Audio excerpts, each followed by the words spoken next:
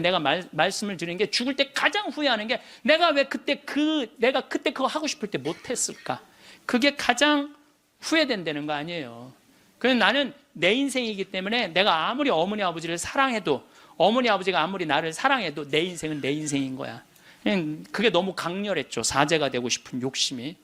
그래갖고 이제 고등학교 3학년 반대를 심하게 했는데 어쨌든 나는 신학교 원서를 넣어서 신학교 합격을 했어요. 너무 행복했어요. 온 세상을 다 얻은 것 같았어요. 그래갖고 집에 갔는데 어머니 나 신학교 합격했습니다. 근데 안방에서 빗자루 들고 두들겨 패는 거야. 막 두들겨 패는 거야. 나가라고. 너 같은 자식 필요 없다고. 나는 또 어머니가 또 안내조차도 내 발로도 잘 집을 나갔어요. 나가라고. 나가서 한 달 동안 떠돌아 살다가 신학교 들어가기 전에 한 달 동안 떠돌아 살다가 뭐 올해는 집 많으니까 가서 친구네 집에도 가고 동생 네 집에 가서도 자고.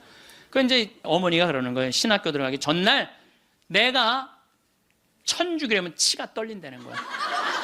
내 막내 아들 뺏어간 천주기 치가 되는 거야. 그래서 당신이 세례를 받으면 열 손가락에 장을 지진다는 거야. 네. 앞으로는 넌 내 자식 아니니까 앞으로 너는 우리 집에 들어올 생각 하지 말라고. 부모 자식 인연 끊자고. 난 너무 고맙더라고. 안 그래도 끊을 판인데. 아니 지금은 좀 문화가 다르지만 우리 때만 해도요, 신학교 들어가면 부모 자식 인연 끝났는다고 우리 그렇게 알고 자랐어요. 인연 끊는 고맙더라고. 어머니가 먼저 끊자고 그래갖고. 신학교 들어갔어요. 신학교 너무 좋더라고요. 정말로 행복하게 지냈어요.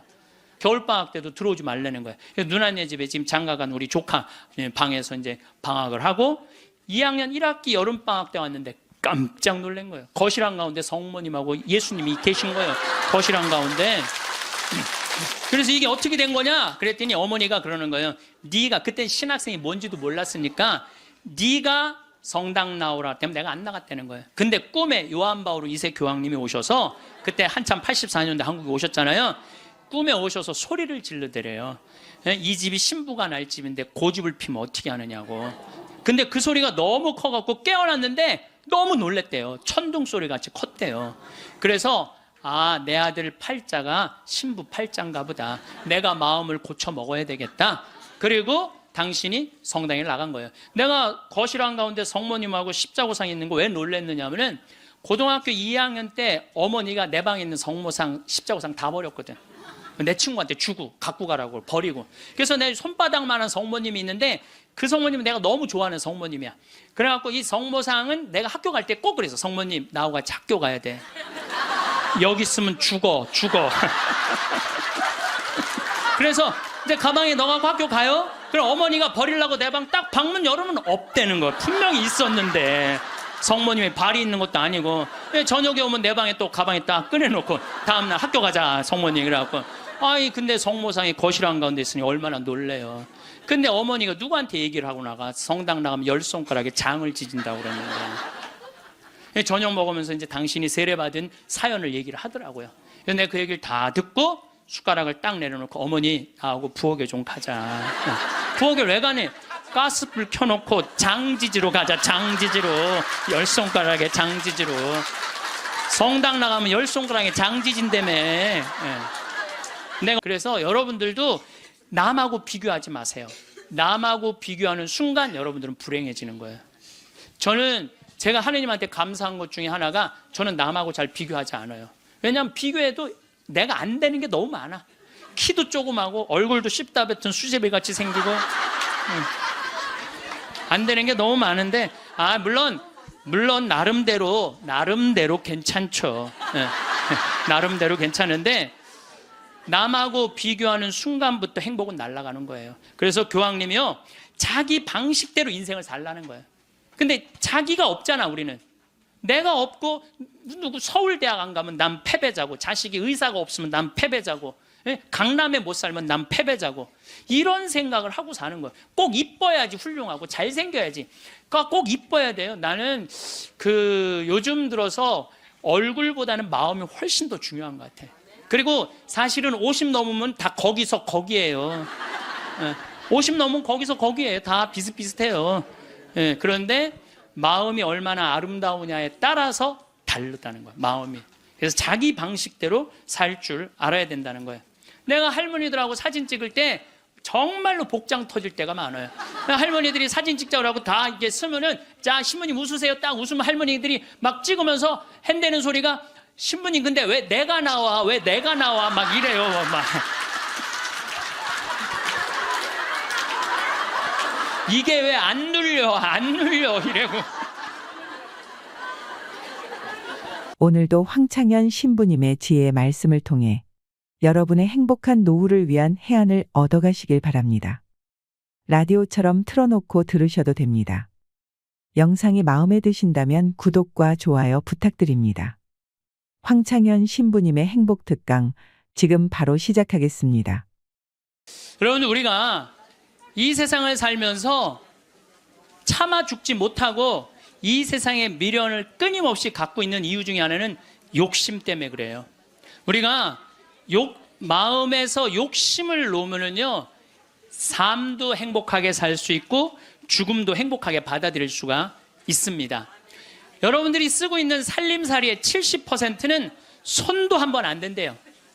여러분들이 지금 쓰고 있는 살림살이 생전 쓰는 게 30%도 안 돼. 시집 올 때 그걸 싸갖고 들고 와갖고 이걸 버리지 못하고 평생을 이사 갈 때마다 들고 다니는 거야. 한 번도 쓰지도 않을 거. 그러니까 우리가 좀 인생을 좀 홀가분하게 살아갈 필요가 있는데 너무 많은 걸 쥐고 살아가기 때문에 인생이 힘든 거예요. 버릴 건 버리고 가져갈 것만 가져가야 되는데 다 가져가려고 그러는, 다 가져가려고. 여러분들이 쓰고 있는 핸드폰의 70%는 기능도 모른대요. 네, 내가 이걸로 정보를 검색하는 것도, 텔레비전을 보는 것도, 인터넷을 하는 것도, 이메일을 하는 것도 아무것도 모르고 그저 주고받는데도 100만 원짜리 휴대폰을 쓴다는 거예요. 제가 보기에는 우리나라 국민의 80%는 100만 원짜리 들고 다닐 필요 없어요. 10만 원짜리만 들고 다녀도 되는데 그게 다 필요 없는 걸 끌고 다니는 거예요. 여러분들, 별장의 70%는 필요 없는 공간을 쓰고 있대요. 별장의 70%는 필요 없는. 그러니까 우리가 그 필요 없는 것만 걷어내도 인생살이 홀가분한 거예요. 인생살이. 제가 끊임없이 제가 말씀드리지만은 여러분들 자녀들이 태어나갖고 계속 학원 보내고 이 학원 저 학원 보내는 게 애들을 사랑해서 보내는 게 아니에요. 욕심 채우기 급급한 거예요. 욕심 채우려고 애들을 불행하게 만드는 거예요. 애들은요, 끌고 다니는 게 사랑이 아니에요.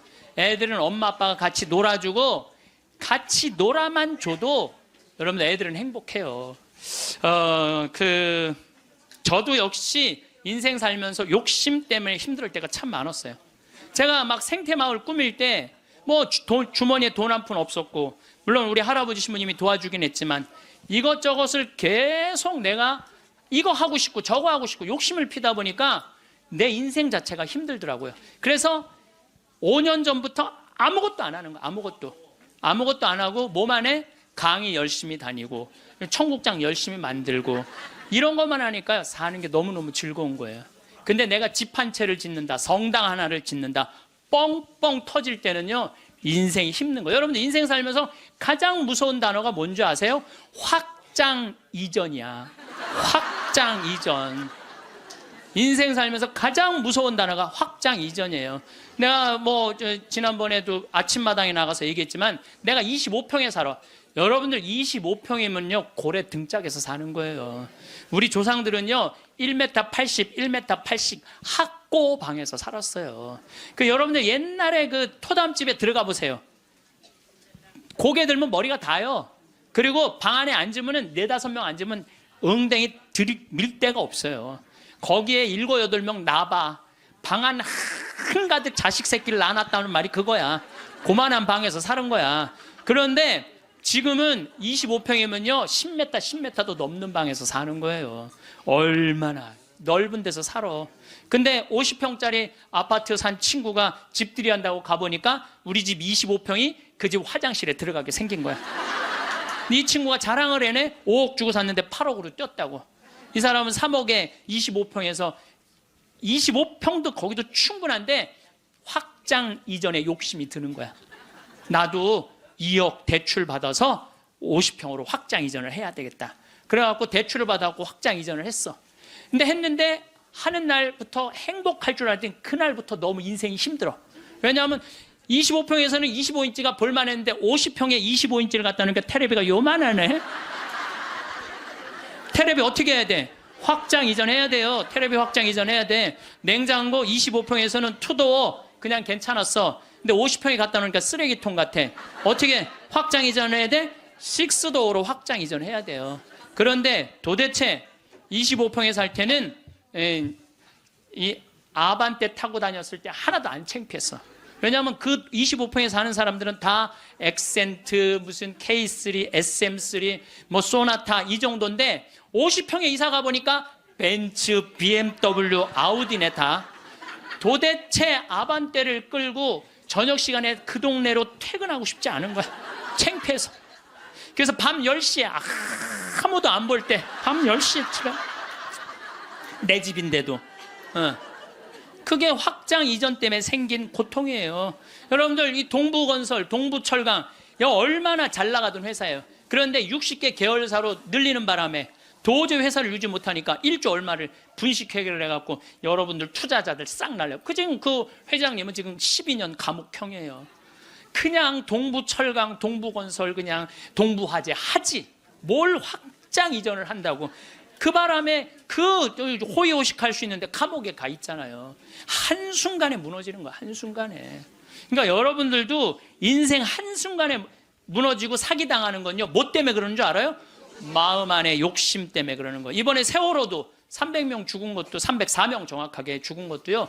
욕심 때문에 그래요. 이게요. 나만 잘 살라고 그러는 욕심은 무서운 거야. 욕심을 부려도 다 같이 잘 살라고 그러는 욕심을 부려야 돼. 욕심을 부려면. 근데 대한민국 사람들은 나만 잘 살라고 그래. 살려면 다 같이 잘 살아야 되는데.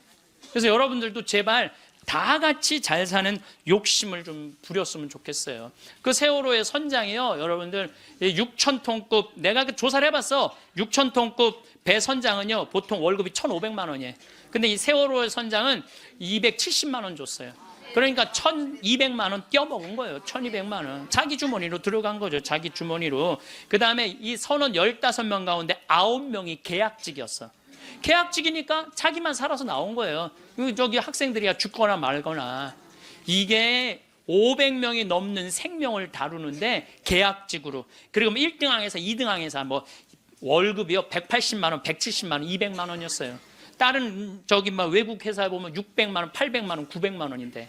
그러니까 다 떼먹어. 그러니까 누구만 잘 살라고 그랬던가? 나만 잘 살, 나만 잘 살. 다 같이 잘 살라고 그러는 욕심을 부려야 되는데 자기만 잘 살라고 그러는. 여러분들도 인생 살아가면서요. 언제 괴로우냐면은 이놈의 확장 이전하려고 그럴 때 괴롭다니까. 내가 100명 들어오는 식당을 운영하고 있어. 근데 뭐 50명이 더 와. 150명이 와. 바글바글해. 자리가 없어. 자리가 없어. 그러니까 야, 내가 150명 들어오는 가게로 확장 이전을 하면은 저 50명까지 받을 텐데 악마가 속삭여요. 그럼 150명 들어가는 걸로만 하면 참 좋은데 확장 이전을 할 때는요 300명 들어오는 걸로 해요. 사람이 다 그래. 이상하게 300명 들어오는 걸로 해. 그 돈 벌고 싶은 욕심에서 그런 거예요. 그게 아주 미세한 차이인데요. 그 욕심을 부리지 않는 사람은 인생을 실패하지 않고 그 욕심을 끊임없이 부리는 사람은 끊임없이 망하는 거예요. 그래갖고 300명 들어오는 걸로 했는데 150명이 들어오긴 들어와. 근데 나머지 150명이 안 들어와. 이건 원래 없던 사람인데 욕심이야. 그러니까 안 되니까 주방에다가 주방장 안 되겠다. 그 사골 국물에 우유 풀어라. 우유. 예. 망하는 건 순식간에 망하는 거예요. 근데 여러분들 욕심 중에 진짜 무서운 욕심은요. 자식 욕심이에요. 돌대가리를 서울대학에 집어넣으려고 그러는 욕심. 이 욕심이요. 대한민국을 불행으로 만드는 거예요. 이 욕심을. 제가 이거 뭐 방송 때 이거 죄에 대해서 얘기할 때 했는데 어느 이 고등학교 명왕성이라는 영화 찍은 감독 얘기예요. 고등학교 2학년 아이가 전교 2등을 했다는 거예요. 근데 이 엄마는 전교 2등 하는 아이한테 매일 이 바보 같은 년아 네가 뭐가 모자라서 1등을 못해요. 여러분들 전교 2등이면 어딘데. 전교 2등이면 여러분들 내 자식이 전교 2등하면 고맙다고 그래야 되지 않아요? 나는 진짜 고등학교 1학년 때 전교 610명 중에 597등 했다니까요. 내 뒤에 딱 13명 있어요. 13명. 걔네들이 어떤 애들이냐면 태권도부 조종부 애들이었어. 민간인으로 내가 단연 1등이었어. 뒤에서. 그런데 제가 여러분들한테 말씀드려요. 저는 어렸을 때부터 이날 때까지 항상 즐겁게 놀았던 기억이 많아요. 공부했던 기억보다는. 근데 저는 참 행복해요. 근데 공부만 했던 사람들하고 얘기해 보면요, 행복했던 기억이 없대요. 그럼 누가 남는 장사야? 맨날 놀고 맨날 행복한 내가 남는 장사 아니에요.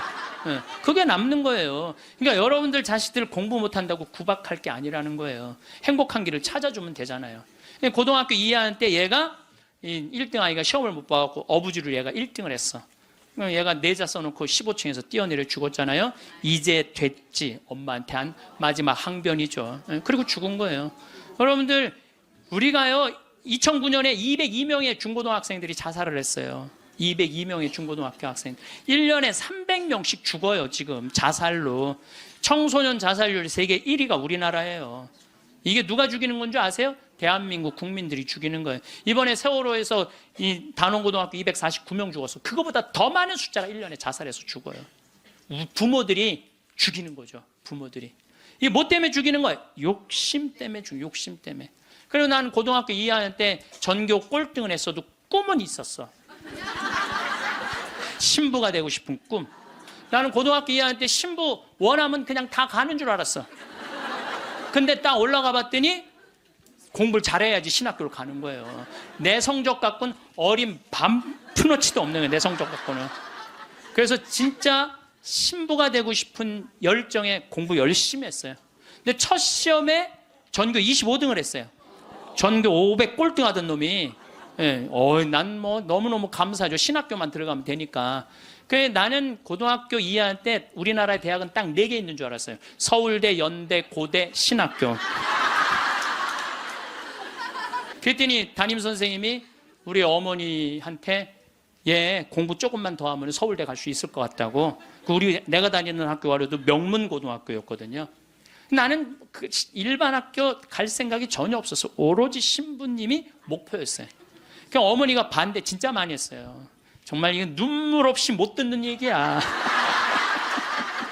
얼마나 나를 괴롭혔는지 몰라요. 고등학교 3학년 때는 잠을 안 재웠어. 새벽 3시까지 설득한다고. 아버지는 회사 사표 낸다고 그러고 어머니는 죽는다고 그러고. 왜냐하면 어머니 아버지가 성당을 안 다녔거든요. 아무도 우리 집에 형제들도 아무도 성당을 안 다녔으니까 이해를 못하는 거죠. 그러니까 아버지 이론이 그거예요. 왜 평생 남의 손에 밥을 먹으려고 그러느냐 이거예요. 마누라가 해주는 밥을 먹어야지. 그리고 대를 이어야지. 그게 조상님 얼굴을 보는 거지. 대가 끊어지면 어떻게. 나는 막내인데 무슨 대를 이어. 장난만 이으면 되지. 맨날 그냥 고등학교 3학년 때 어머니 아버지가 뭐 제주도로 내려간다는 둥 하여튼 굉장히 반대가 심했어요. 그래도 저는 귀에 하나도 안 들어왔어요.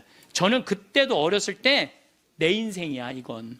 엄마의 인생이 아니고 아버지의 인생이 아니야. 여러분들 자식이요 좋아하는 걸 시키세요. 여러분들이 좋아하는 걸 시키지 말고 자식이 좋아하는 걸 시키세요. 우리 집에 참 재밌어요. 우리 집은 조카가 6이 있는데 얘네들이 또 다 애들이 돌머리야.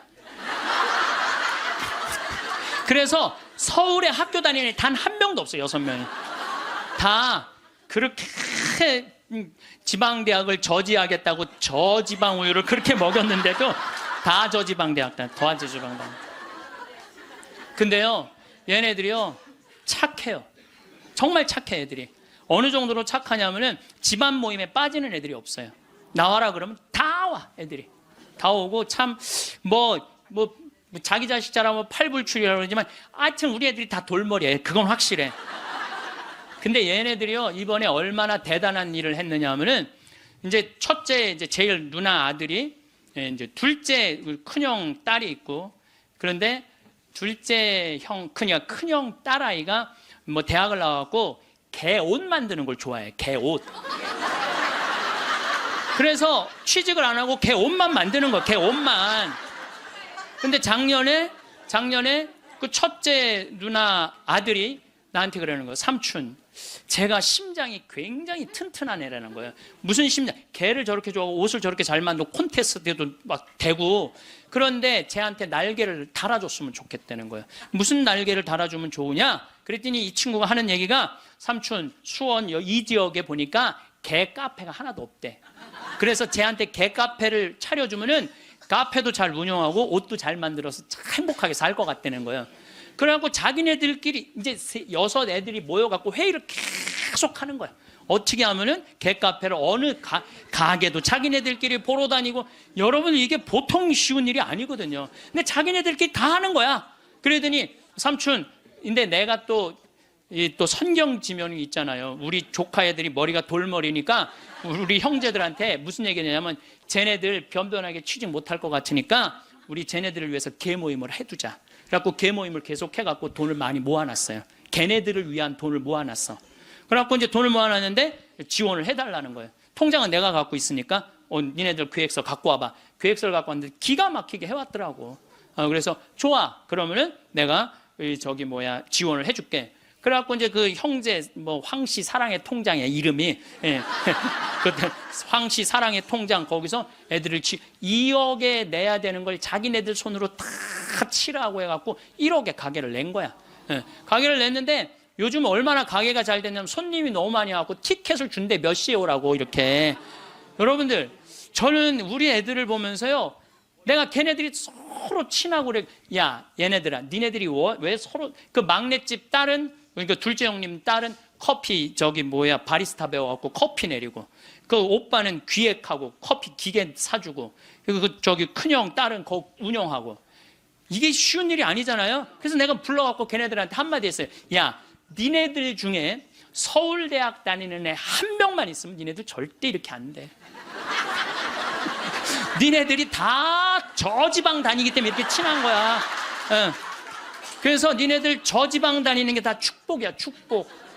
축복이야. 그래서 공부 못한다고 불행하다, 공부 못한다고 행복하지 않다, 그 생각을 버리라. 얘네들 만나면은요 너무너무 즐거운 거야. 나는 정말 내 조카들이지만은 참 존경스럽고 사랑스럽더라고요.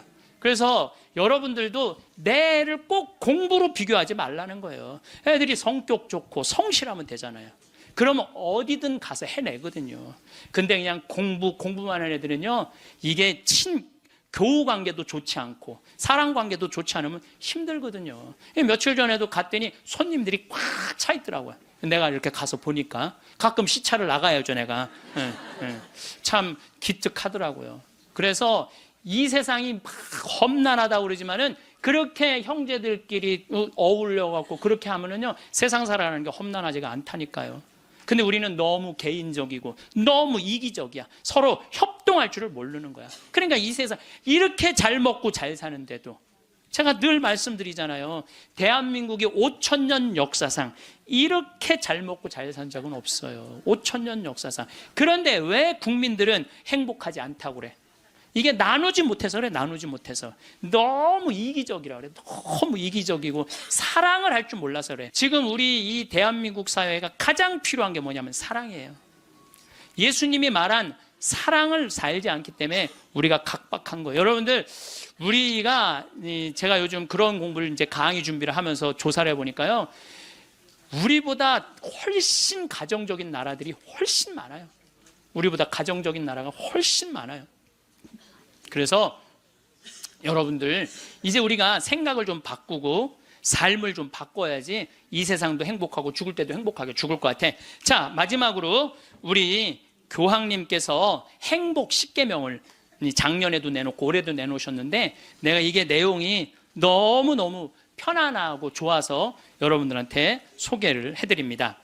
우리 교황님이 뭐라고 그러냐면, 자신의 방식대로 인생을 살되 타인의 인생을 존중하라. 이게 참 좋은 것 같아요. 우리는요, 남 잘 되는 꼴을 못 봐요. 남 잘 되는 꼴을 일단 깎아내리는 거야. 내가 하면 로맨스, 남이 하면 스캔들이야. 근데 남이야 어떻게 살든 내 멋에 살 줄 알아야 돼요. 남이 어떻게 근데 우리는 자기 멋이 없는 거야. 자기 개성이 없는 거야. 아니, 우리 마리아, 그 아이가 8월 15일 날 태어나고 본명이 마리아인데, 마리아 그 개카페를 이렇게 하는 거 보면 자기의 삶이 있어. 자기의 영역이 있어. 뭐 저 지방대학 나와도 자기의 삶이 있고 자기 멋에 살아가는데 계획도 있더라고요. 나중에 삼촌 아프리카 잠비아 하는데 자기가 크게 쏠 거라는 거예요. 그 계획도 갖고 있더라고요. 그래서 여러분들도 남하고 비교하지 마세요. 남하고 비교하는 순간 여러분들은 불행해지는 거예요. 저는 제가 하느님한테 감사한 것 중에 하나가 저는 남하고 잘 비교하지 않아요. 왜냐하면 비교해도 내가 안 되는 게 너무 많아. 키도 조그마고 얼굴도 씹다 뱉은 수제비 같이 생기고 안 되는 게 너무 많은데 물론 나름대로 괜찮죠. 나름대로 괜찮은데 남하고 비교하는 순간부터 행복은 날아가는 거예요. 그래서 교황님이요 자기 방식대로 인생을 살라는 거예요. 근데 자기가 없잖아. 우리는 내가 없고 누구 서울대학 안 가면 난 패배자고, 자식이 의사가 없으면 난 패배자고, 강남에 못 살면 난 패배자고, 이런 생각을 하고 사는 거예요. 꼭 이뻐야지 훌륭하고 잘생겨야지. 그러니까 꼭 이뻐야 돼요. 나는 요즘 들어서 얼굴보다는 마음이 훨씬 더 중요한 것 같아. 그리고 사실은 50 넘으면 다 거기서 거기예요. 50 넘으면 거기서 거기에 다 비슷비슷해요.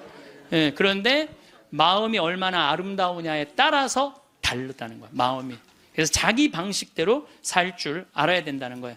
두 번째, 타인에게 마음을 열라.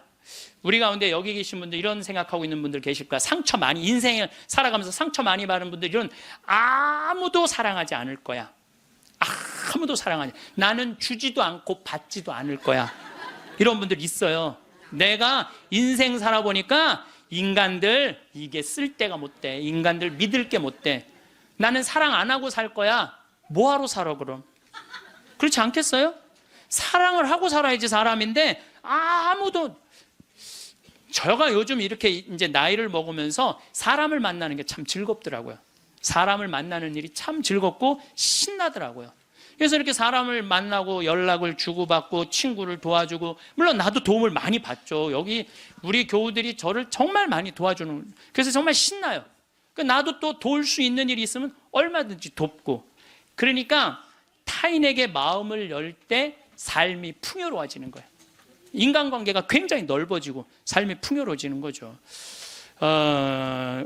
다른 사람들에게 마음 열고 친절하게 대해야 된다는 거예요. 아까 제가 이 명동에서 이제 밥 먹고 들어오면서 문을 열어줬는데 한 20명 정도가 내가 문 열어주니까 계속 그냥 들어오더라고요. 내가 문을 열었는데 20명 정도가 계속 들어오더라고요. 그런데 여러분들, 이게 우리의 모습이에요.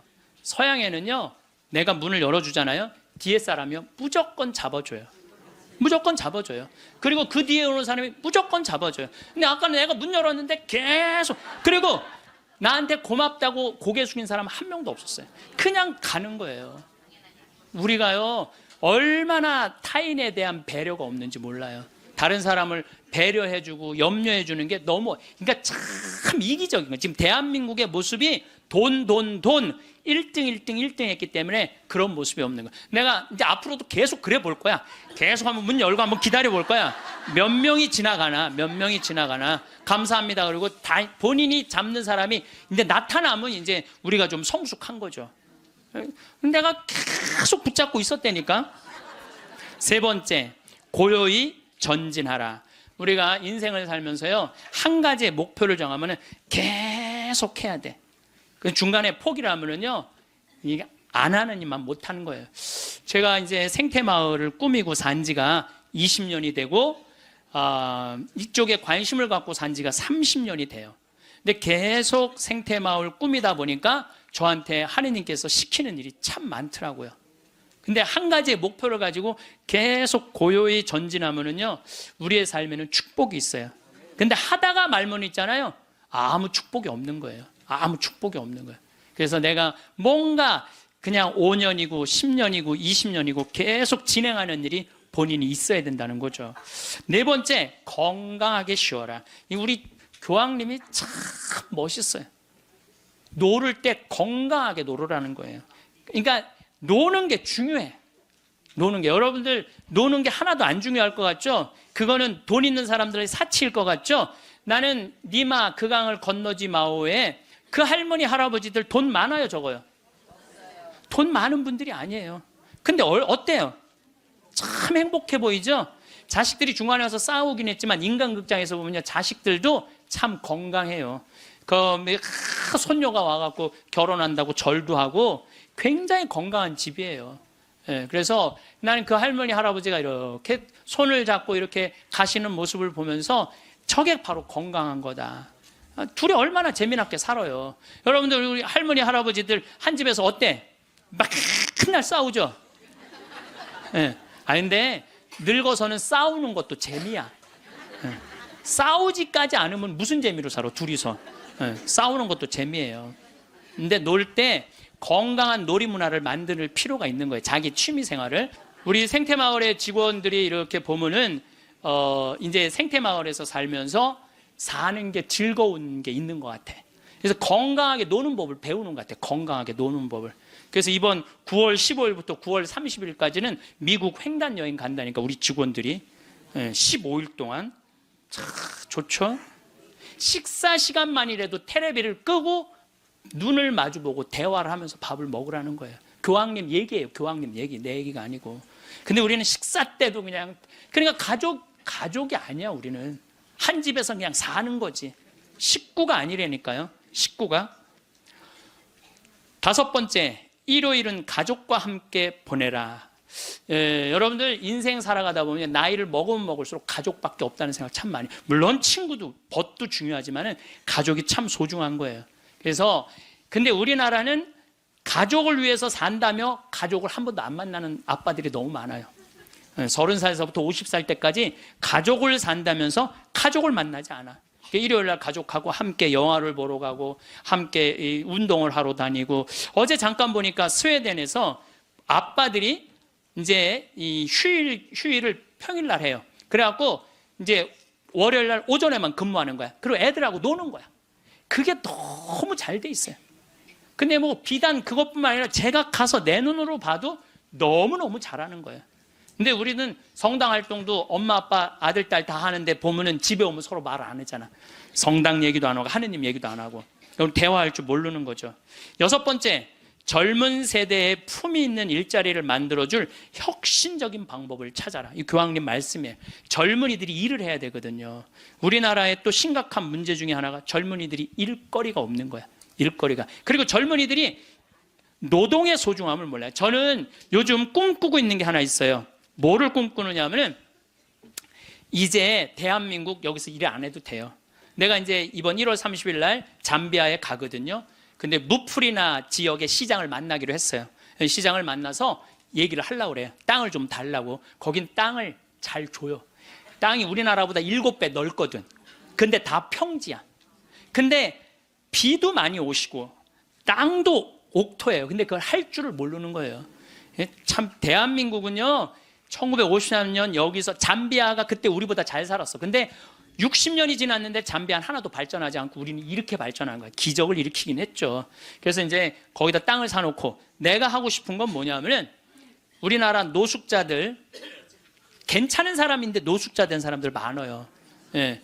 그래 그 사람들 노숙시설 운영해갖고 거기서 재활 훈련을 해서 이제 더 이상 돈에 대한 욕심 부리지 말고 한번 아프리카에 가서 농사도 좀 멋있게 짓고. 젊은이들도 마찬가지야. 돈 벌을 필요 뭐 있어. 먹고 그냥 살면 되지. 꼭 돈을 벌어야 돼. 그래도 나는 최소한 200만 원은 주니까, 최소한 200만 원은 주니까, 예. 그럼 아프리카에 가서 여기서 기술 좀 배우고. 지금 한 1000만 평 달라고를 판이거든요. 예. 이번에 가서 그럼 1000만 평이면 포크레인도 다 보내놨고 트랙터도 이번엔 불도저를 살라고 그래. 불도저 사갖고 지금 수녀님이 옥수수가 올라오는데 너무너무 신난다는 거예요. 옥수수가 올라오는데 그럼 거기 내가 좀 보내려고 생각하고 있어요. 이번에 이제 마침 대사도 거기 이제 대사관이 없었는데 잠비아에서 대사가 오면 우리도 대사를 보내야 된대요. 대사관도 이제 생기고 아주 뭐 하여튼 신나는 일이에요. 근데 어떤 분들이 이런 얘기를 해요. 신부님, 한국 사람들도 지금 굶는 사람들이 많은데 뭐하러 아프리카까지 돕느냐고 내가 이런 분들한테 오늘 공식적으로 말합니다. 그래서 우리가 전쟁 끝나서 우리끼리 일어나서 이렇게 잘 먹고 잘 삽니까? 우리가요, 미국에서 보내준 옥수수, 밀가루, 옷 가지고 살아난 거예요. 그게 이기적이라는 거예요. 우리는 그렇게 못 먹고 못 살 때 그렇게 원조받아서 이렇게 일어섰는데 이제는 누가 할 차례야? 우리가 할 차례예요. 우리가 한국 사람들도 도와줘야 되지만은 지금 우리보다 엄청 못 사는 사람들 많아요. 이거 대한민국 사람들이 도우러 나갈 때 대한민국이 건강해요. 우리끼리만 잘 먹고 살자 그러면 대한민국 건강하지 않아요. 그래서 지금 다른 나라에 지금 수많은 지금 한국 사람들이 도우러 나가고 있거든요. 그게 또 국격을 높이는 일이야. 예, 국격을 높이는 일이에요. 여러분들 대한민국 나가면요, 잘 먹고 잘 사는데 그만큼 존경을 못 받아요. 왜냐하면 나누지 않기 때문에 그래요. 그래서 우리 교회가 저는 그런 일을 해야 된다고 생각하고, 그 젊은이들이, 제가 지난 그 봉사자들 데리고 가서 해고 왔는데 애들이요 정말 너무너무 행복해 하더라고요. 20명들이. 그래서 여러분들도 그 젊은이들한테, 여러분들은 뭐 할 일은 아니겠지만 우리 기업하는 사람들, 정치하는 사람들이 젊은이들이 일할 수 있는, 여러분들도 책임 있네. 애들 그냥 책상에서만 그냥 공부시키는 게 아니라 애들이 일을 안 하지. 예. 그래서 좀 운동도 좀 하고 이런 사회 문화가 됐으면 좋겠어요. 7번째, 자연을 존중하고 돌보라. 교황님이 환경 중요하게 여긴 거죠. 자, 여러분들, 이번에 지금 바다가요 어느 때보다도 뜨겁대요. 겨울 바다가. 이게 이제 뭘로 나오느냐면 엘니뇨라는 걸로 나오게 돼 있어요. 지금 겨울에는 바다가 식어져야 돼. 그래갖고 한 4도, 3도까지 내려가야 돼. 근데 지금 겨울 바다가 만약에 20도, 25도가 올라가잖아요. 그럼 여름에 35도, 37도까지 올라가요. 그렇게 되면은 태풍, 슈퍼 태풍 이런 게 온다는 거예요. 근데 그거 올 가능성이 굉장히 많다는 거예요. 그리고 지난 11월은 역사상 가장 더운 11월이었대요. 근데 여러분들 잘 모르죠. 이게 지금 어떻게 이렇게 돌아가는지 저렇게 돌아가는지. 우리가 자연을 사랑할 때 자연도 나를 사랑해줘요. 예. 우리가 자연을 괴롭힐 때 자연도 나를 괴롭히게 돼 있어요. 8번째, 부정적인 생각에서 벗어나라. 다른 사람을 험담하는 것은 자존감이 낮다는 거예요. 이 교황님이 참 말씀 잘하셨어요. 다른 사람 험담하는 사람 중에 인격 훌륭한 사람 봤어요, 여러분들? 다른 사람 막 욕하는 사람들? 인격 훌륭한 사람 없어요. 그러니까 남을 칭찬하는 사람이 인격이 올라가는 거예요. 여러분들, 바다가, 우리 강물이 바다로 내려가죠. 예, 바다로 내려가면은 겸손한 사람이 아래로 내려가는 거예요. 근데 바다로 내려가면은 바닷물이 참 넓죠. 겸손한 사람이 마음이 넓은 거예요. 겸손한 사람이 마음이 바다 같은 거예요. 그래서 내가 이렇게 종재기 같은 가슴으로 이 사람도 욕하고 저 사람도 욕하고 매 입만 열면 남 욕하는 사람, 이 사람은 마음에 기쁨이 없는 사람이야. 그래서 이렇게 있으면 막 누구는 어떻고 막 참 많이 들려요. 저는 그 안에 다 묻어요. 그냥 묻고 내가 할 수 있는 한 좋은 말을 하려고 노력을 해요. 그런데 나 옛날에 주교님 욕 참 많이 한 사람이야. 근데 내가 주교님 욕 안 한 지 한 10년 넘거든요. 주교님들이 얼마나 힘들게 그 사목 목자 역할을 하는지 이해를 하기 시작을 했어요. 근데 신부들은 다 주교님 욕해요. 근데 주교님 욕 안 한 지 10년 지났는데 내가 언제부터 마음이 평화가 왔나? 주교님 욕 안 하면서부터 마음에 평화가 왔어. 주교님 욕 안 하면서부터. 여러분들, 남을 험담하는 건요 결코 잘난 일이 아니에요. 9번째, 타인을 개종하려 하지 말고, 이게 정말 내 마음에 드는 거야. 타인을 개종하려 하지 말고 다른 이의 신앙을 존중하라. 교황님이 하신 말씀이에요.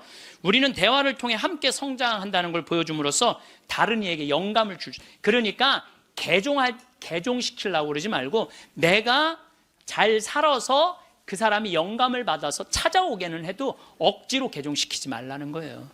여러분들, 잘 믿는 사람 굳이 천주교로 끌고 올 필요 없다는 거예요. 잘 믿고 잘 사는 사람, 그 종교 무시해 가면서, 이건 내 얘기가 아니야. 교황님 얘기야. 근데 나는 그전에도 이 얘기를 참 많이 했어요. 그래서 욕을 참 많이 먹어서 종교 다원주의라고 막 욕하는 사람들도 있어요. 근데 여러분들 그게 아니에요. 신앙은요, 소신이야. 자기 소신. 그거 소신을 꺾는다는 건 목숨하고도 바꾸는 일이에요. 그러니까 저 이슬람이 저렇게 그냥 맨날 폭탄 터뜨리고 그러는 거죠. 나는 걔네들 개종시킬 생각 하나도 없어요.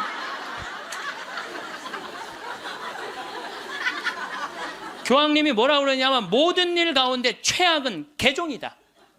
교회는 개종이 아니라 교회가 보여줄 수 있는 매력을 통해 사람들이 동참하도록 성장해야 된다. 그 얘기를 교황님이 하셨어요. 그래서 우리 천주교 좋아, 천주교 좋아. 그래 개종시켜놨더니 와서 보니까 좋은 거 하나도 없고 말씀도 없고 신앙도 없으면은 그 뭐야? 그렇잖아요. 근데 내가 열심히 살고 하느님 기쁨, 복음, 내 안에 기쁨이 막 흘러넘쳐, 내 안에 복음이 흘러넘쳐. 그럼 그 기쁨을 나눠 가지는 사람은 그거는 바로 그게 교황님이 원하는 거라는 거죠. 10번째, 평화를 위해 일해라. 전쟁이 끊이지 않는 시대에 사는 우리는 평화를 위한 목소리를 내야 된다는 거죠. 평화는 아무것도 하지 않고 가만히 있는 상태가 결코 아니라는 거죠. 그래서 우리들이 평화를 위해서 일하는 거. 여러분들 우리가 지금 평화를 위해서 일할 수 있는 거 참 많죠.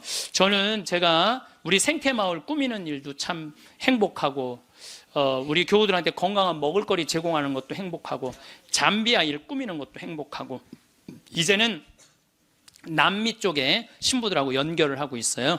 남미 쪽도 우리가 도와줄 수 있으면 도와주는 일도 지금 하려고 지금 추진 중에 있어요. 그래서 일단은 남미에 있는 신부님, 수녀님들한테 프로그램을 내봐라. 그럼 내 1년에 일단은 1,000만 원씩 도와주겠다. 돌아가면서 그렇게 해놨는데 이제 곧 있으면 회의를 한대요. 그래서 편지는 해놨는데 어떻게 될지 모르겠어요. 자, 여러분들 우리들이 잘 사는 사람이 잘 죽을 수 있는 거예요. 이제 예수님이 십자가에 못 박혀 돌아가시고 3일 만에 부활하셔서 하늘나라 문 열어놓으셨어요. 그 문을 들어가느냐 안 들어가느냐 누구한테 달려있는 거냐면 우리한테 달려있는 거. 나의 믿음, 나의 삶에 달려있는 거야. 그래서 그 하늘나라가 어떤 세상이 전개될지는 우린 모르지. 바오로 사도 말처럼 지금은 희미하게 보이겠지만 그때는 완전히 잡을 수 있겠죠. 그렇지 않겠어요? 지금까지 그 하늘나라까지 다 상상하지 마세요. 그거 우리가 어떻게 알아? 그 다음 세계는 그 다음 세계에 가서 알아보면 되지. 여러분들 엄마 뱃속에 있을 때 여기 이렇게 될 줄 알았어요? 그렇죠? 똑같은 거예요. 우리가 마지막 하늘나라는 하늘나라 가서 경험하면 되는 거예요. 하느님 온전히 믿고 이 세상 기쁘게 살면은 여러분들 행복한 나날 되고 마지막 날 영광스럽게 예수님 만나서 얼싸 안을 수 있으리라 생각을 합니다. 김수환 추기경님께서 2001년에 독일 어느 노인의 시라는 걸 옮겨 놓으셨는데 내용이 좋아서 마지막 기도로 바치겠습니다. 성부와 성자와 성령의 이름으로 아멘. 세상에서 으뜸인 일은 기쁜 마음으로 나이 먹고 일하고 싶지만 참고 말하고 싶지만 침묵하고 실망스러워질 때 희망을 갖고 마음 편히 공손하게 내 십자가를 지는 일. 젊은이가 힘차게 하느님의 길을 가도 시기하지 않고 남을 위해 일하기보다 겸손되이 남의 도움을 받으며 몸이 약해 아무 도움도 줄 수 없어도 온유하고 친절한 마음을 잃지 말자. 늙음은 무거운 짐이지만 하느님께서 주신 선물, 오랜 세월 때 묻은 마음을 세월의 무게를 담아 마지막으로 닦는다. 내 고향으로 돌아가려고. 이 세상에 나를 묶어놓은 끈을 하나씩 하나씩 끊는 것은 참 잘하는 일이다. 세상에 매어 있지 않아 아무것도 할 수 없게 되면 겸손되이 받아들이자. 하느님께서는 마지막으로 기도라는 가장 좋은 것을 남겨두신다. 왜 싱겁게 먹어도 우리의 잔병치레는 끝나지 않는 걸까요?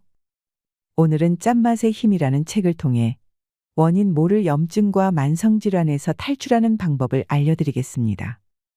우리가 몰랐던 저염식의 치명적 함정 그리고 소금의 진실과 내 몸에 맞는 초간단 소금 사용법을 통해 체내의 독소를 짜내고 잃어버린 몸의 균형을 찾는 방법 함께 들어보시죠. 플라세보 효과 못지않게 효과가 크다. 노세보는 위약 효과로 알려진 플라세보 효과와 반대되는 부정적 효과를 뜻한다. 단순한 물약이나 비타민제만으로도 증세가 호전되는 플라세보 효과와 달리 질병 진단만 받고도 급격히 체력이 떨어지면서 안 좋은 결과를 낳는 경우도 많다. 질병보다 무서운 것은 일어나지도 않은 일을 미리 걱정하는 두려움이다. 해로울 것이라고 믿으면 병에 걸릴 가능성이 그만큼 커진다. 마찬가지로 소금에 대해서도 부정적인 정보를 계속 듣다 보니 음식이 조금만 짜도 과하고 몸에 좋지 않을 것 같다는 생각이 든다. 음식을 좀 짜게 먹은 날이면 꼭 혈압을 재본다는 사람까지 있다. 짜게 먹으면 물을 많이 먹게 되는데 이때 몸이 좀 부으면 불안해하고 신장에 무리가 간 것은 아닌지 겁을 집어먹는 사람도 많다. 유치원부터 시작된 저염식 식단은 초등학교에서 고등학교까지 이어진다. 나트륨 유해성 교육, 싱겁게 먹기 운동은 초중 고등학교의 급식 메뉴 알림 공문에 빠지지 않고 등장하며 이젠 바른 식생활의 필수 지침이다. 아침 교양 프로그램을 시작으로 뉴스와 건강 프로그램, 늦은 밤 다큐 프로그램, 드라마 속 대사까지 병원, 학교, 공공기관, 대중매체에서까지 소금은 건강의 적, 질병의 원흉이 되어버렸다. 나아가 소금을 달갑지 않게 생각하며 자라난 세대가 어느덧 아이를 낳아 기르는 부모가 된 지금, 임신에서도 저염식을 하고 이유식에도 간을 하지 않은 채 건강을 위해 싱겁게 먹이느라 무던히 애쓰고 있다. 하지만 왜 아토피와 비염, 온갖 염증과 알레르기 질환은 오히려 늘어만 가는 걸까? 살려면 소금이 필요하다. 우리 몸을 흘러다니는 물은 소금물이다. 그래서 피와 땀, 눈물 모두 짜다. 분비물뿐 아니라 뼈와 살, 혈액에도 소금이 들어있다. 소금은 인체의 구성 성분이면서 조직과 조직, 혈액과 세포, 뇌와 신경을 두루 연결하는 데 필수 성분이다. 논란의 여지 없이 살기 위해선 소금이 반드시 필요하다. 그럼 왜 의사들은 소금을 처방하지 않는 걸까? 방식은 다르지만 이미 오래전부터 병원에서는 소금을 쓰고 있다. 사실 소금을 가장 많이 쓰는 곳이 바로 병원이다. 먹어서 보충하는 방식이 아니라 정맥에 직접 주사하는 방법으로 아픈 사람이 병원을 찾을 때 가장 많이 맞는 수액이 바로 생리식염액, 즉 소금물이다. 수액을 맞고 난 뒤 기운이 나고 컨디션이 회복되는 것은 수액 안에 있는 특별한 약물 때문이 아니다. 수분과 체액이 보충되고 혈액 순환이 고루되어 피가 잘 통하고 기분이 좋아지기 때문이다. 수액 자체로 어떤 약리 작용을 해설하기보다 전해질과 나트륨 농도가 맞아 피가 돌면서 노폐물을 짜내고 독소가 배출되어 생기를 되찾는 것이다. 건강에 좋다는 것을 잘 챙겨 먹어도 소금이 빠지면 생체 전기가 부족해져 기운이 없고 극도로 피곤해지고 무기력해진다. 짜게 먹어도 괜찮아, 아니 짜게 먹어야 괜찮아. 커피를 예로 든다면 한 잔만 마셔도 가슴이 벌렁거리고 손이 떨리며 밤을 꼴딱 새우는 사람들이 있다. 그렇다고 커피를 나쁘다고 말할 수 있을까? 반면에 하루 6잔 정도 마셔줘야 하루가 활기차고 쌩쌩하게 돌아가는 사람들도 있다. 그렇다면 커피가 좋은 것일까? 커피의 하루 권장량은 몇 잔이 적당할까? 평균을 계산해 3.5잔이라고 한다면 한 잔만 마셔도 가슴 벌렁거리는 사람에게는 과하고 6잔을 마시는 사람에게는 부족한 양이다. 커피는 기호식품이니 안 먹고 살 수 있다고 쳐도 소금은 좀 다른 차원이다. 생존의 필수 물질인 소금은 안 먹고 살 수가 없다. 건강을 위해 저염식을 해야 한다고 주장하는 사람들 가운데 소금 대신 파, 마늘 같은 향신료나 과일 등으로 대체의 맛을 내거나 저염 요리법을 전파하는 사람도 있다. 매운맛과 짠맛은 전혀 다른 맛이다. 단맛으로 짠맛을 대체할 수는 더더욱 없다. 소금은 단지 짠맛을 내기만 하는 조미료가 아니다.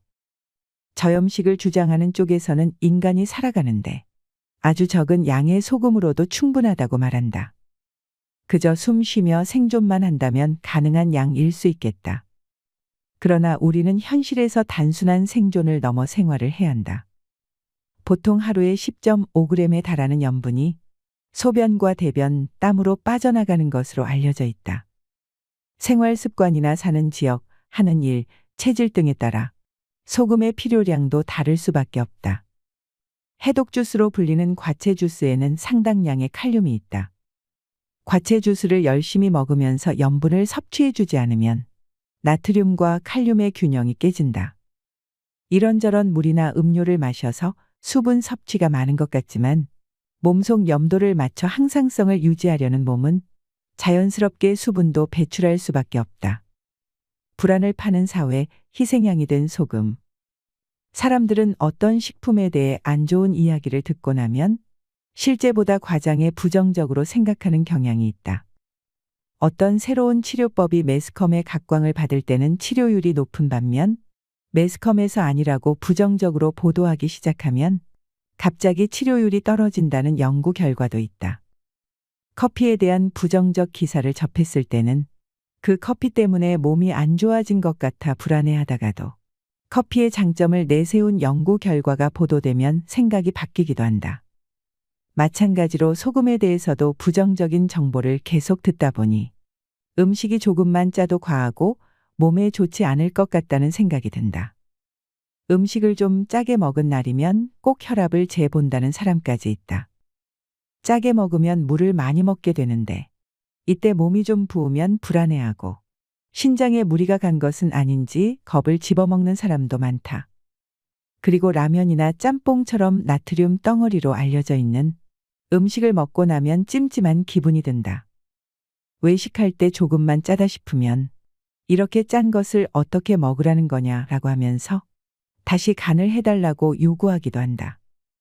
싱겁게 먹고 나면 소화가 잘 안 되고 늘 피곤하고 피부 트러블이 생기고 온갖 염증에 시달렸지만 아니 그랬기에 더 필사적으로 건강에 좋은 저염식을 했다는 사람도 많다.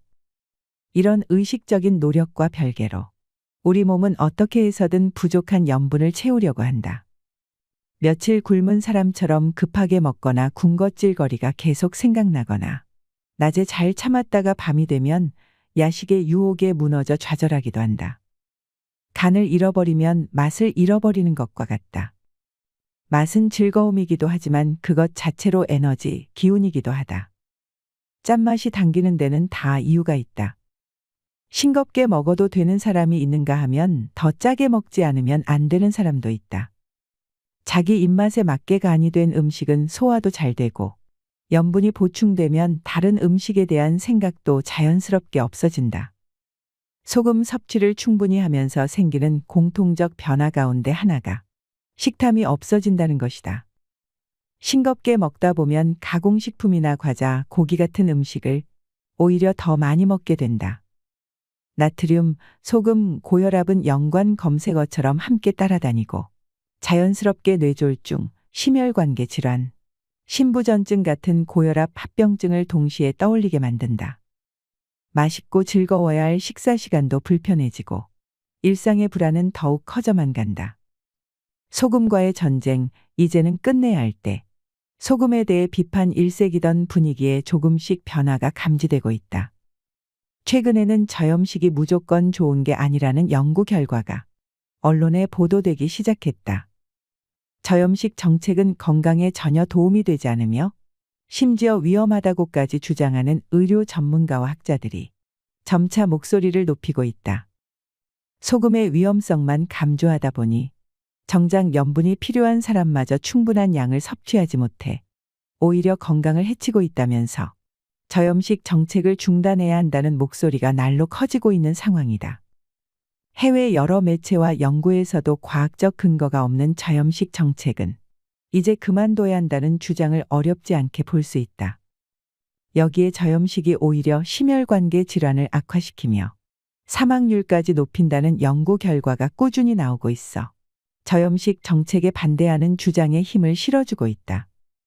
고혈압 환자들 가운데서도 소금을 적게 먹은 환자 그룹이 많이 먹은 그룹에 비해 심장마비를 일으킬 위험이 4배나 높은 것으로 나타났다. 소금이 부족하면 몸속 지방을 밖으로 배출시키지 못해 중성 지방이 쌓이고 단백질 침착으로 고지혈증이 생길 수 있다. 그리고 당뇨 환자가 소금 섭취를 줄이면 심장 질환으로 사망할 확률이 높아지며 조기 사망률도 높아진다고 한다. 소금으로 염증을 다스린다. 상담하다 보면 자신을 걸러다니는 종합병원이라고 말하는 사람이 많다. 멀쩡한 곳이 없고 여기저기 아플 때마다 부위별로 다른 과를 찾아 검진과 진료를 받아야 한다. 그런데 그 내용을 가만히 들여다보면 결국은 온갖 염증으로 고생하고 있다. 비염, 중이염에서부터 편도선염, 구내염, 기관지염, 질염, 관절염, 간염, 아토피, 피부염까지 온갖 염증을 달고 산다. 염증의 염은 불화자가 2개다. 외부의 균이 침입하면 우리 몸은 그쪽으로 급하게 혈액을 보낸다. 혈장과 백혈구가 치료를 하기 위해 상처난 지역으로 이동하면서 세포가 뜨거워지고 부어오르며 통증 신호를 보낸다. 이 불을 끄려면 당연히 물이 필요하다.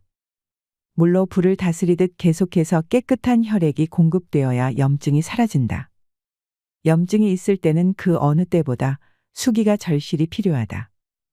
저수지나 물탱크에 물이 풍부해야 진화 작업이 수월한 것처럼 우리 몸에도 물과 소금이 풍부해야 염증이 잡힌다.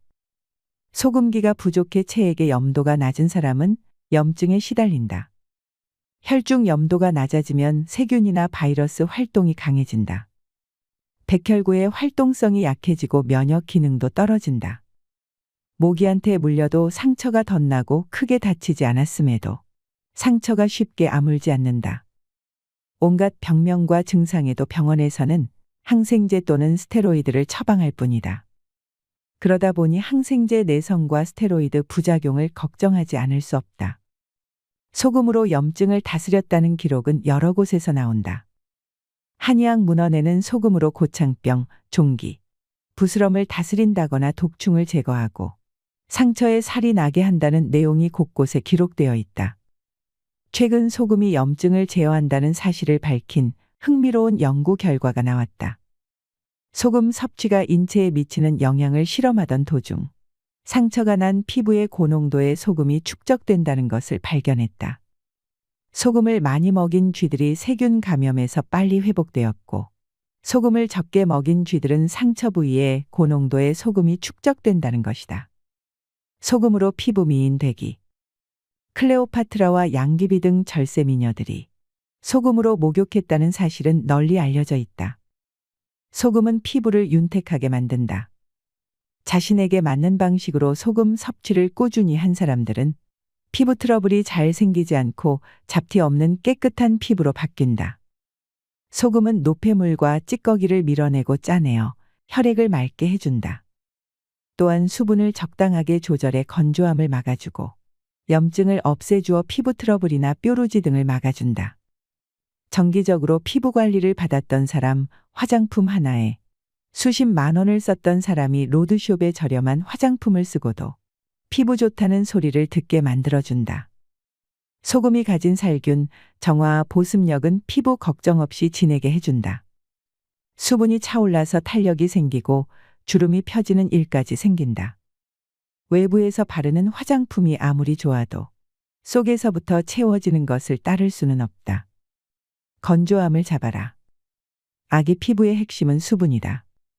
신생아는 몸에서 수분이 80% 가까이 된다. 어린 나무일수록 물기가 많고 나이 들수록 물기가 줄어들듯이 사람도 나이가 들면 몸속 수분이 줄어든다. 이런 이유로 무작정 물을 많이 먹는다고 해서 다 흡수되는 것도 아니다. 물을 보유하려면 소금이 필요하다. 수분을 보유하지 못한 몸은 건조해져 쉽게 주름이 생긴다. 뜨겁고 건조한 사막에서 꽃나무가 자랄 수 없듯 건조하고 열기가 많은 두피에서는 머리카락도 뿌리 내리기가 쉽지 않다. 염분이 많이 부족하면 물이 당기지 않는다. 물이 건강에 좋다고 해서 억지로 많이 마시는 사람들이 있는데 이때 몸은 물을 보유하지 못하고 다시 빼낼 수밖에 없다. 염분과 수분이 부족하면 노폐물이 빠지지 못해 피부톤이 칙칙해지고 뾰루지나 잡티도 많이 생긴다. 무이용 염식으로 살을 빼는 과정에서 피부 노화가 급격히 진행되기도 한다. 단기간에 살을 빼려고 무염식 다이어트를 하면 체중은 금방 줄어든다. 그러나 단기간에 빠진 것은 수분이지 살이 아니다. 그런데 소금과 물을 잘 섭취하면 부지런히 수분 크림을 바른 효과와 비교할 수 없는 탄력 있는 피부를 가질 수 있다.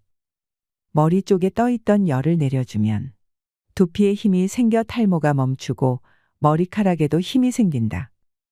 염분과 수분이 부족하면 전반적으로 탈모가 진행되는데 특히 정수리와 뒷머리 부분의 탈모가 심해진다. 또 심한 곱슬머리가 되기도 하는데 소금이나 소금이 들어간 발효식품을 충분히 먹으면 머릿결이 많이 펴진다. 음식에 간기 짭조름해야 소화도 잘 된다. 음식에 소금을 많이 쓰는 것은 단순히 오래 저장하기 위해서만이 아니다. 과거에는 냉동냉장 기술이 발달하지 않아서 소금을 썼다고 하지만 집집마다 냉장고가 몇 대씩 있는 지금도 사람들은 여전히 간장, 된장, 장아찌 같은 염장식품을 먹는다. 소금의 삼투압 작용은 수분은 빼내고 적당한 염도를 배게 한다. 그리고 부패성 미생물 작용을 억제하고 유익한 균의 발효 기능을 활성화한다. 짠맛은 입맛을 돋우는데 입맛이 없을 때 간장게장은 밥도둑이 되고 참기름에 간장을 넣어 쓱쓱 비벼 먹거나 장조림, 장아찌 등 짭조름한 것이 들어가면 없던 식욕도 생긴다. 여름에 오이지, 짠지 같은 것을 먹고 나면 피곤이 가시고 기운이 나고 더위에 지친 입맛도 돌아온다. 소화 기능이 떨어져 있고 몸이 안 좋을 때는 입맛에 따라 짭조름하게 먹는 게 좋다. 소금기는 독소를 중화시키고 썩는 것을 막고 발효시켜 효소 활동을 활발하게 해주기 때문이다.